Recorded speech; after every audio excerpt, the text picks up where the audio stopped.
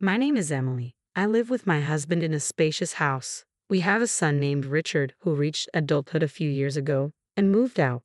Initially, I felt lonely without him, but I've since adjusted. Still, it always brightens my day when he calls to say he's coming home. One day, Richard called to tell us he was visiting and had someone special to introduce. From the moment we heard this, my husband and I were filled with excitement. Before noon, Richard arrived with a lovely woman by his side. Although I had an inkling from his words, I never truly expected him to bring someone home. My son, beaming with pride, introduced her.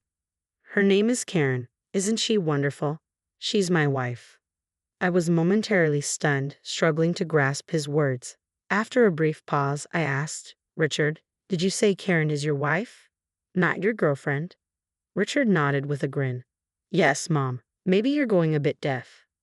I couldn't bring myself to laugh at my son's teasing. I haven't heard about you getting married. Did you know about this? I asked my husband. He shook his head, equally puzzled. No, I didn't hear anything either.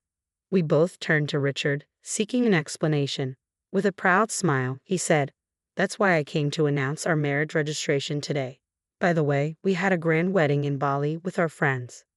We were speechless. Richard, oblivious to our stunned reaction, continued to rave about the wonderful wedding in Bali. My head began to ache, and I carefully asked, You've already registered and had the wedding. Why weren't we invited? Karen, who had been silent until now, spoke up. Do we need to invite strangers? I was taken aback by her words. She continued calmly, Isn't it a waste of money? I couldn't hold back my emotions. No, we are Richard's parents, I said, my voice trembling. Karen seemed unconvinced and said with a dissatisfied look, But you're strangers to me.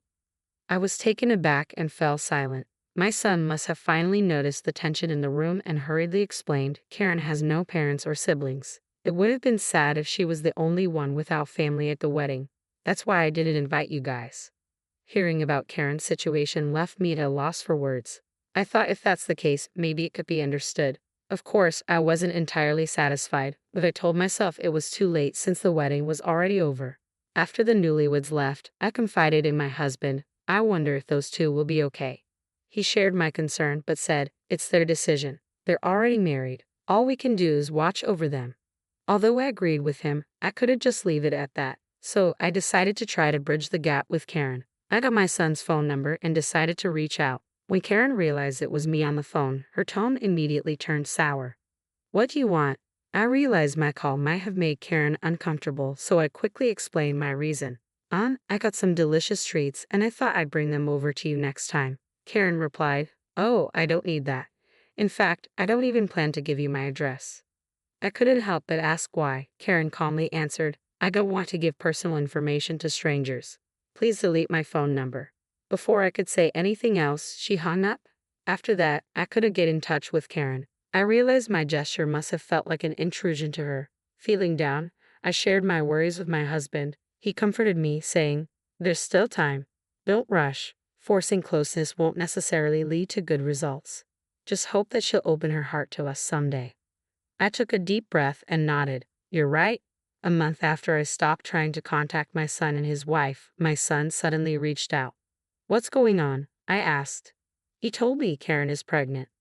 I was thrilled by the happy news. Knowing how tough it can be for a first-time mother without her parents, I asked for their address so I could go help. But my son said, No, I can't give you the address. We don't need help, just money. Give me your bank account number so I can transfer it. I tried to explain to my son how difficult childbirth could be, but he wouldn't listen. Moreover, he said that Karen herself was against it. In the end, I transferred only the money as my son requested. After that, I never heard from him again. There was not even a report of the child's birth. A year passed, and despite my attempts to call, I eventually couldn't reach him at all. It seemed my son no longer thought of us as family. Even if I wanted to confirm it, there was no way to get in touch. Feeling helpless, I went to the local supermarket one day and met a familiar face. At first, I didn't recognize him, but when he called out to me, I realized who he was. It's been a long time. Do you remember me? I'm David Johnson. Hearing the name, my memory came rushing back. He was a friend my son often brought home during high school. I didn't recognize him at first because in my mind he was still a high school student. David, you've grown up so well. I said, looking at him closely. David seemed pleased and a bit shy. Then I noticed the woman standing next to him. She wore a matching ring with David, and her belly was noticeably large. I involuntarily covered my mouth and exclaimed, "Oh my!" David nodded shyly. "This is my wife, Olivia. Our child is due in 2 months." "Olivia, is it? Congratulations." "Thank you," Olivia said, looking momentarily confused before smiling happily. After a brief exchange of pleasantries, we parted ways quickly, not wanting to impose on the expectant mother. 2 months later, I received an email from David. We had exchanged contact information during our reunion because he wanted to share the news of the birth. The email included a photo of their newborn baby, a truly adorable little one. As I looked at the picture, I couldn't help but imagine what it would be like if it were my own grandchild. I looked at the photo of the baby, someone I had never met, and found myself shedding a few tears. I emailed David, offering to send a gift to celebrate the occasion. Shortly after, a flustered David called me. "I didn't reach out with that intention, so please don't trouble yourself." I couldn't help but chuckle at David's apologetic tone.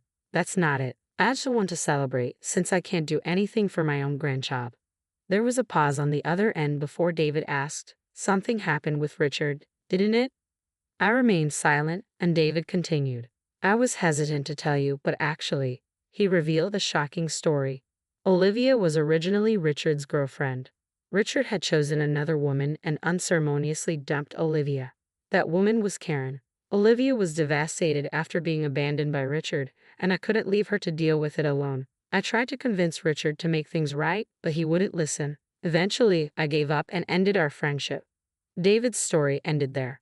At that moment, I felt a deep sense of anger toward both my son and Karen, despite being my own child. I also realized that my actions had unintentionally reminded Olivia of her painful past. Even though I wasn't aware of it, I had caused her distress. She likely didn't want to see Richard's mother. "I'm truly sorry for mentioning that I wanted to celebrate," I apologized. David quickly reassured me. "You don't need to apologize, Mrs. Smith. Olivia doesn't mind. She was the one who wanted to send the baby's picture. Please don't worry about it." Their kindness only made me feel more guilty. David then added, "I just don't want Olivia to have anything to do with Richard and his wife ever again." I agreed wholeheartedly. "I'll do whatever I can to help, even if it might not be much." I also shared with David the strained relationship I had with my son and his wife. David was visibly shocked by Richard's recent behavior. We quickly shifted the conversation to lighter topics before ending the call.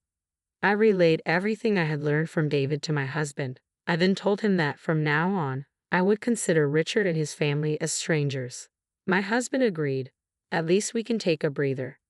I glanced around the room, where most of the unpacking was complete, and nodded. "Our new life begins here today." The house we had lived in felt too large for just the two of us. When we were considering moving, we were introduced to this newly built high-rise condominium. We had planned to inform our son about the move, but ultimately decided against it. I headed out to buy ingredients for dinner. As soon as I stepped out the front door, someone called out to me, "Mom." I turned around, unsure of what I was seeing, and there was my son, approaching with a slight smile. "Why didn't you tell me you moved?" "I was surprised to find strangers at the old house. I had to search quite a bit to find you," he said. I met his gaze with stern eyes. "I didn't need to tell you. You're a stranger to me."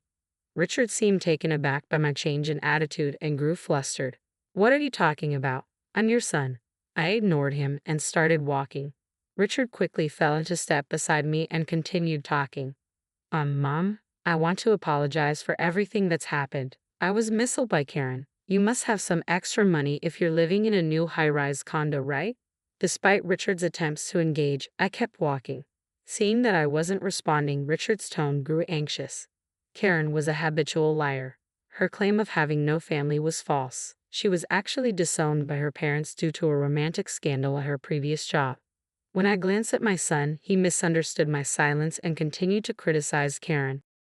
"Karen came to me for money after she couldn't make it on her own after quitting her job. I was just deceived. I should be able to live in that high-rise condo too."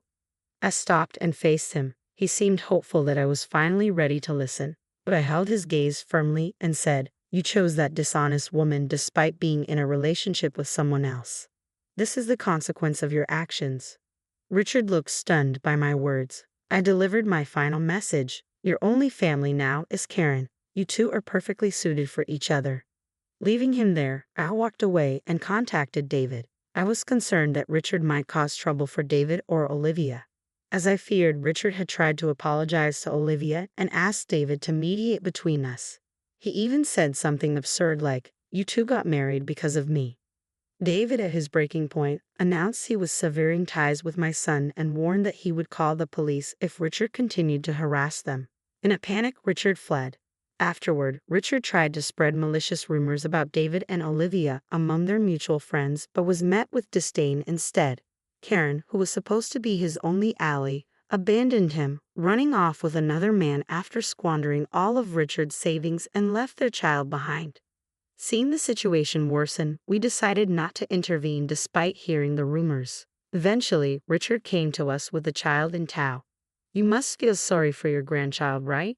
Let us stay here," he pleaded. My husband, who had been silent until now, exploded in anger. "Don't be ridiculous. Stop acting like a spoiled child at your age. You're no longer our son but a stranger. Get out." Frightened by our harsh reaction, my son fled, leaving the grandchild behind. My husband quickly locked the front door while I gently picked up the child. The little one, oblivious to the situation, reached out to my husband with a smile. Seeing that innocent smile, my husband and I shared the same thought. While we have no intention of forgiving our son and Karen, the child is innocent. We exchanged a nod and decided to raise this child ourselves. I heard that my son is now doing physical labor, likely struggling to make ends meet with a job he detests. Despite his hardships, he hasn't tried to come back home, though even if he did, the outcome would be the same. My husband and I are fully occupied with caring for our grandchild. Although raising a child at our age is challenging, the child's smile gives us the strength to keep going. For tasks that are too difficult, we rely on the help of David and his wife, for which we are deeply grateful. It seems that a leisurely retirement is still a distant dream, but for now, I want to savor the time with